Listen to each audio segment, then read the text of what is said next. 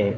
Lalu apa yang kita mainkan? Ya, perkara-perkara yang tengah disoroti saja gitu kan. Jadi Tapi nggak semua. nggak semua. Kita pilih yang terkhusus saja gitu. Nah, Mas Ahmad, mungkin kali ini kita mencoba untuk bahas soal masalah mantan Presiden Joko Widodo, Presiden ke-7 ya, yang hari ini tengah dipersoalkan, gitu ya. Terkait dengan ijazahnya gitu. Nah, belakangan kan kemudian mulai muncul tuh statement dari Polri. Polri ya, Barreskrim Polri. Barreskrim Polri berkaitan dengan keaslian ijazah Pak Jokowi. Menurut Mas Ahmad gimana? Kalau kemarin konferensi pers itu kan udah disebutkan bahwa memang udah 100% itu asli. 100% itu asli, betul. Nah, ini sesuai dengan data forensik mereka kan. Iya, uji forensik ya. Uji forensik. Betul. Nah, ini kita akan bicara soal masalah ini. Kita coba untuk beri pandangan awam kita. Semoga pandangan awam kita ini bisa dapat diterima oleh kalangan khalayak ramai di luar sana gitu. Kalaupun nggak diterima, kita diskusikan. Nggak apa-apa, asal jangan dilaporkan. Juga Pak. Ya. Oke, jadi Mas Ahmad, begini, masalah ini bisa saja. Artinya kalau misalnya Polri itu mengklaim keaslian ijazah Pak Jokowi, artinya itu sesuatu yang dapat diperkenankan, boleh saja. Apalagi kemudian di situ karena dianggap keasliannya diakibatkan ada proses yang dilakukan itu, yakni adalah uji forensik gitu loh. Nah, ini satu hal yang dapat kemudian menjadikan Polri itu mengklaim bahwa jasa Jokowi itu adalah asli. Nah, tapi begini, kita mencoba untuk beri kira-kira pandangan awam kita berkaitan dengan hukum di Mas Ahmad. Oh, proses setelah ini ya? Ya, gitu. Berlanjut atau tidak? Begini, ini kan Polri telah menyampaikan keasliannya, misalnya klaim keaslian jasa Pak Jokowi. Nah, sekarang pertanyaannya adalah apakah kemudian perkara ini akan berhenti dengan pernyataan Polri, ataukah kemudian akan justru dilanjutkan ke persidangan, misalnya. Nah, kan harusnya misalnya dari aspek hukum, misalnya kita pandang dari aspek yuridis, maka perkara ijazah Pak Jokowi ini memang sudah sepantasnya harus dibawa ke meja hijau, ke persidangan. Agar apa? Agar menyelesaikan pertikaian ini. Antara Pak Jokowi sama Roy Suryo. Yes, Pak Jokowi, Roy Suryo, Dr. Tifa dan DKK tuh, sama lagi tuh CS lah, CS pokoknya betul. Jadi perkara ini tidak boleh mentok pada pernyataan Polri yang mengatakan jasa Pak Jokowi itu asli gitu. Jadi tidak boleh berhenti di situ. Sampai di situ saja. Melainkan mesti harus ditindaklanjut ke ruang persidangan. Kenapa? Karena pada ruang persidangan itulah yang akan nantinya menjadi tempat di mana keaslian atau tidak itu akan terbukti di sana. Gini, kan logika sederhananya, apakah kemudian Roy Suryo, Dr. Tifa CS ini mengatakan atau berdalil bahwa ijazah Pak Jokowi itu palsu, apakah tidak memiliki data? Kan begitu. Pasti mereka punya data. Mereka punya data. Apakah mereka tidak melakukan pengujian?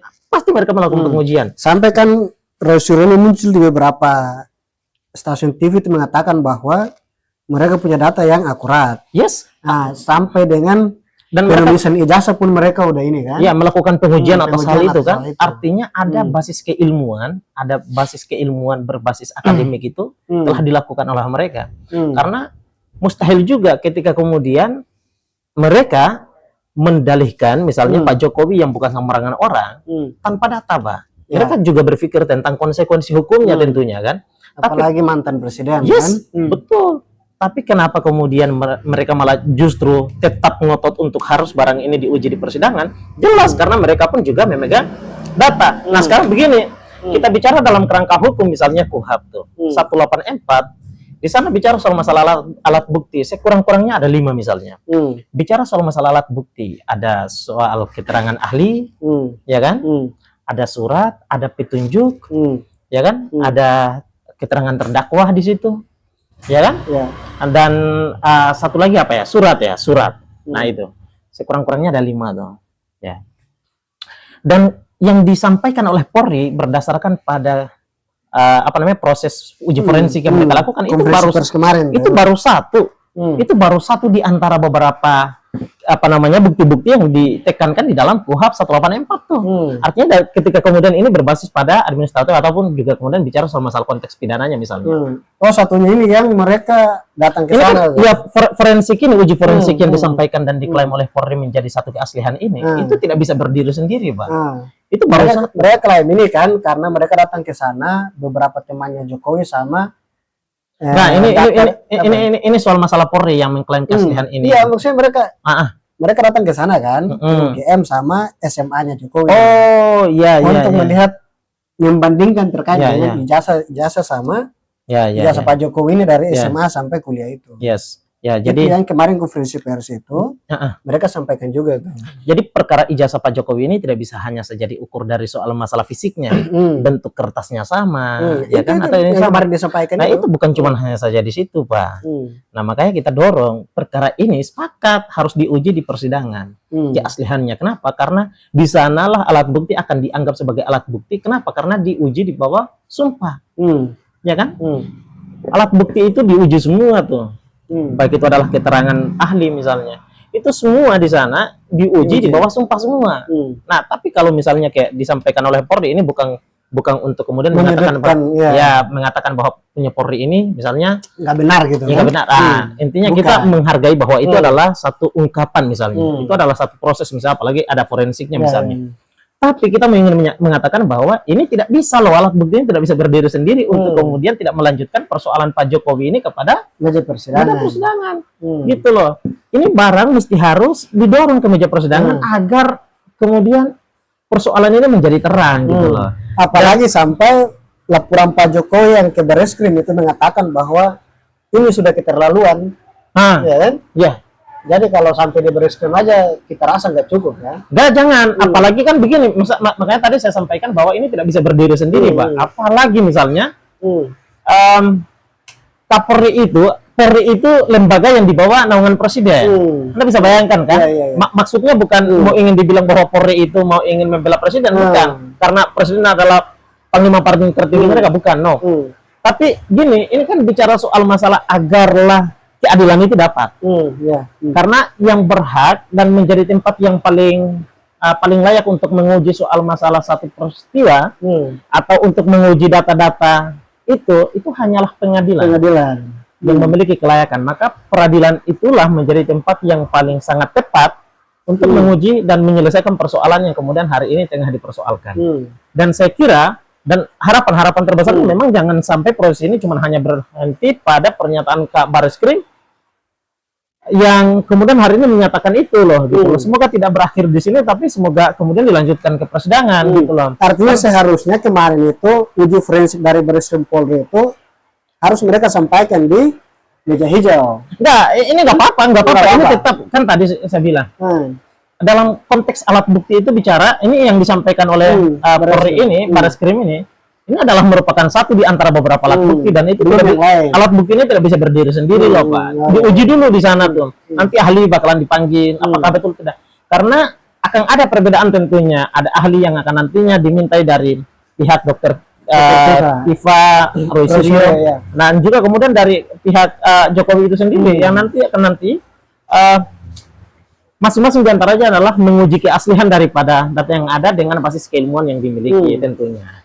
Nah, jadi harapannya jangan sampai kemudian perkara ini berhenti dan mentok stuck di pernyataan Barreskrim itu. Harus ditindaklanjuti terus agar menjadi terang, karena pernyataan Polri itu tidak bisa dianggap sebagai satu putusan yang final atau dia mengikat dan bersifat menguat gitu loh, ingkrah gitu maksudnya. Belum, karena yang disebut dengan ingkrah ketika itu menuai putusan pengadilan, itulah baru disebut dengan putusan yang mengikat, yang memiliki kekuatan hukum mengikat misalnya. Tapi pernyataan Polri ini tidak bisa dianggap sebagai satu pernyataan yang memiliki dasar putusan yang mengikat gitu loh, nggak bisa memiliki dasar hukum mengikat, nggak ada. Karena jika demikian, loh bagaimana dengan bukti-bukti yang didalilkan oleh Roy Suryo, CS ini misalnya, ya kan? Mereka juga punya kemudian data yang patut kiranya untuk bisa diuji di situ ya. Atau misalnya data mereka yang dianggap sebagai diklaim oleh mereka ya misalnya, ini dilakukan itu berdasarkan keahlian yang dimiliki gitu loh. Maka ketika demikian kita mempertanyakan bagaimana dengan itu gitu loh. Apakah kemudian ini tidak bisa dianggap sebagai alat bukti? Ini juga alat bukti gitu. Makanya kita dorong, yuk alat bukti yang dimiliki oleh kedua belah pihak ini kita dorong ke pengadilan untuk diuji di sana gitu loh. Apakah yang benar yang mana gitu loh. Di sana gitu. Biar jangan sampai masyarakat masih ragu terhadap Polri ya. Ya, dan dalam konteks ini biar kemudian masyarakat pun juga tidak memandang Polri, oh ini karena pimpinan tertinggi mereka presiden, makanya mereka berupaya untuk mengamankan ya pimpinan gitu. Jadi agar kemudian perkara ini menjadi terang benderang, jalan terakhirnya memang harus disidangkan. Disidangkan ya. Ya, karena masyarakat hari ini bukan menantikan hasil dari Polri, tapi justru yang diharapkan oleh masyarakat adalah hasil dari pengadilan. Tapi gini Alhams, yang melaporkan ini kan Pak Jokowi. Lalu sekarang kan udah disampaikan secara konferensi pers oleh Presiden Polri kan, terkait dengan keaslian itu. Lalu seandainya tidak dilanjutkan ke pengadilan dengan alasan bahwa Pak Jokowi udah mau ataukah mungkin Pak Jokowi mau mencabut laporannya terhadap Pak Roy Suryo. Kira-kira seperti apa nih? Nggak bisa. Nggak bisa ya? Nah, perkara ini terpaksa mesti harus dibawa ke persidangan gitu loh.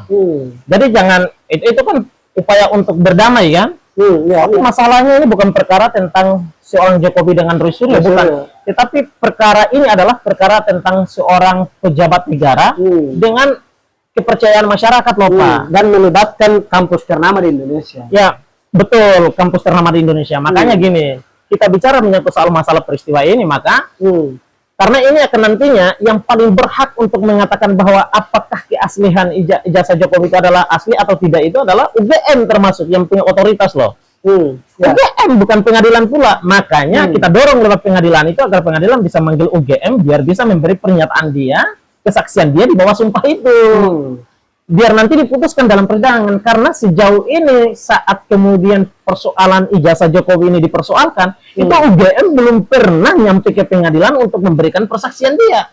Itulah mengapa perkara ini selalu UGM hanya menyampaikan lewat konferensi pers. Nah itu sementara itu kan tidak bisa diklaim sebagai satu kebenaran yang mengikat kan. Nah, yang punya kekuatan hukum mengikat gitu. Yang punya kekuatan hukum mengikat ketika pernyataan dia itu dibawa sumpah di pengadilan. Nah itu menarik, makanya kita dorong itu harus dibawa ke pengadilan biar pihak-pihak terkait ini ya dimintai keterangan mereka secara kejujuran di bawah sumpah di hadapan para hakim yang mulia misalnya. Agarlah ketika putusannya itu yang menjadi hukum mengikat biar perkara ini berakhir, tidak lagi diperkarakan. Biar kita urus perkara yang lain. Korupsi merajalela. Berarti kalau nggak ke pengadilan ada apa nih kan? Ya, pertanyaan besarnya. Dan persoalan ini akan selalu dinyanyikan di saat-saat tertentu, di momentum-momentum digaungkan terus ya. Sepanjang Pak Jokowi itu masih terlibat dalam urusan politik, maka akan selalu diteriaki di sana. Saya yakin sungguh di situ. Gitu. Berarti Pak Jokowi mengatakan bahwa saya pulang ke Solo sebagai masyarakat biasa, itu dia nggak tenang. Nggak ada. Makanya saya bilang ini bukan perkara tentang Jokowi dan Roy Suryo, tetapi ini perkara tentang seorang kepala negara dan dengan masyarakat Indonesia gitu loh, kepercayaan masyarakat Indonesia. Karena kok bisa gitu loh, sosok yang kita pilih tahu-taunya membohongi masyarakat, ratusan juta masyarakat ini dengan satu dokumen yang tidak asli. Tapi kita berharap sih jangan sampai kan. Oleh sebabnya kita dorong ke lewat pengadilan biar terjawab sudah gitu loh persoalan ini, dan situasi keresahan masyarakat ini bisa terselesaikan di sana gitu. Karena yang kita lihat itu ya kok masa belakangan ini selalu saja pemberitaan kita adalah berkaitan dengan ijazah Pak Jokowi. Emang nggak ada persoalan lain, ya kan? Gitu. Sementara perkara banyak sekali gitu loh. Kasus korupsi misalnya, klasmen korupsi kemarin, hari ini kemudian ditutup-tutupi misalnya. Ya tidak lagi terdengar gitu loh. Nah maka kita mintakan agar persidangan itu dibuka untuk publik, masyarakat menyaksikan secara menyeluruh dari Sabang sampai Merauke, ya kan, proses persidangannya. Berarti kalau tidak sampai naik ke persidangan, Berarti jangan juga para loyalis Pak Jokowi ini menyalahkan Pak Roy Suryo kan? Nggak bisa gitu loh. Sekarang begini, kalau tidak sampai persidangan berarti Roy Suryo ditahan kan? Salah juga. Makanya itu. Itu juga. Makanya biar menjadi putusan yang berkekuatan hukum dan menjadi terang benderang perkara ini memang terpaksa harus dibawa ke persidangan. Biar kalau misalnya Roy Suryo disalahkan ya disalahkan karena ada landasan hukumnya gitu. Nah, tapi ketika kemudian tidak dibawa di sana dan hanya berakhir di Barreskrim misalnya, ternyata Barreskrim ini, maka ini akan menjadi momentum bulian paling berkesinambungan untuk Roy Suryo tanpa landasan hukum gitu ya. Ya toh? Nah, begitupun juga memiliki punya data yang begitupun juga sebaliknya Pak Jokowi tidak akan selalu tenang gitu loh. Karena masalah ini selalu diperkarakan. Maka selesaikan ini semua dengan cara harus perkara ini bergulir di meja hijau. Begitu. Kita tinggal akan lihat siapa yang menang di sana kan? Siapa yang memiliki data yang kuat di sana, bukan siapa yang menang di sana. Pak, ini bukan pilpres, ini bukan kompetisi ya kan? Ini bukan pilpres. Kita akan lihat siapa yang memiliki data yang akurat dan memiliki kekuatan hukum di sana. Siapa yang punya data yang sahih dan siapa yang tidak gitu. Persidangan adalah tempat yang paling layak untuk menguji data-data di antara kedua belah pihak.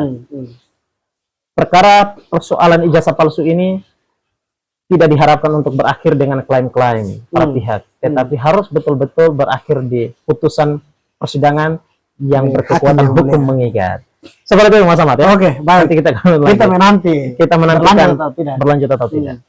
Kalau tidak berlanjut, ada pertanyaan yang tadi. Ada apa? Apakah anak buah membackup pimpinan? Ada Kak? Ada. Oke. Makasih banyak teman-teman sekalian. Silakan berikan komentar teman-teman sekalian di kolom komentar. Bagaimana pendapat rekan-rekan sekalian? Terima kasih banyak. Assalamualaikum. Waalaikumsalam. Selamat. Thank you.